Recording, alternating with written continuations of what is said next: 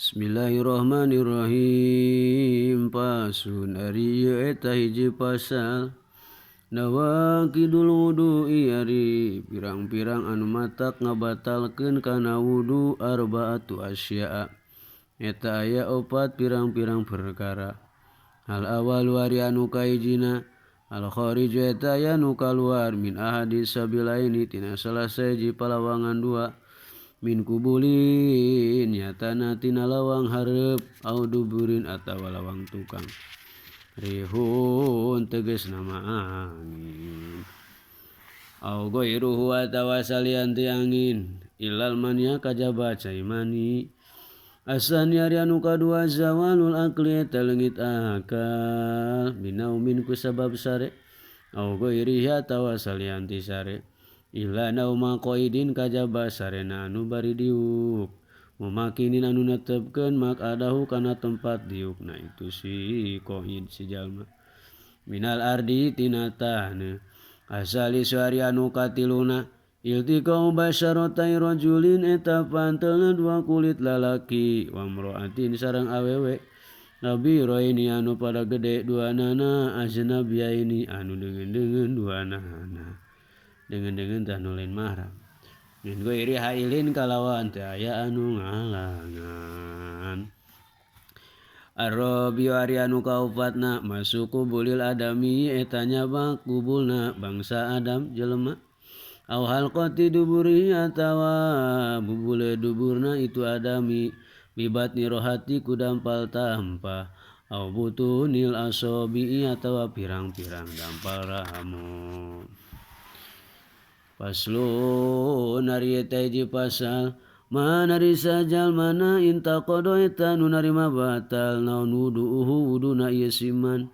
harumata haram alaihi ka ieu siman naon arba'atu asya'a opat pirang-pirang perkara. As-sholatu tegasna kajaram sholat wa tuapu jeung kadua naram tuap wa masul masafi sareng katilu harang nyabab mahasab wa hamluhu sareng haram awana itu mashab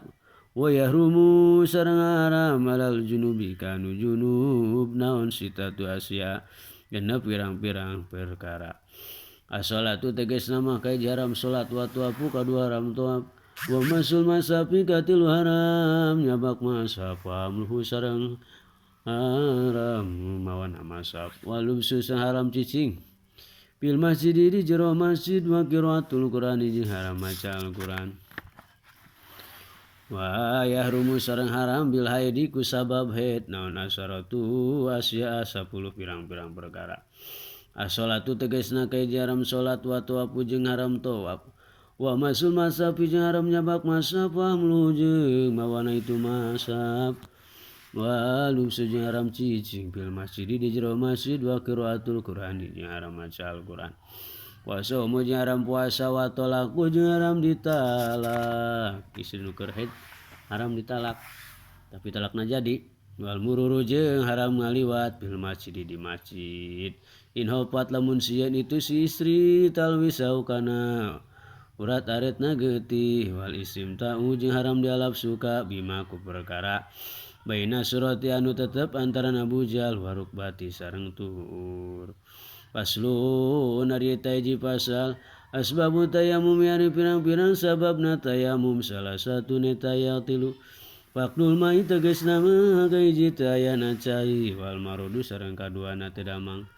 wal ihtiyaju sareng mikabutuh ilaihi kana itu cai lihat si hayawanin karana dahagana hayawan muhtaromin anu dimuliakeun ku syara. Wairul muhtaromi ari hayawan anu teu dimuliakeun ku syara sitatun eta aya genep. Tariku sholati tegasna jalma nu tinggal salat wa zanil musani sareng kadua anu jina muhson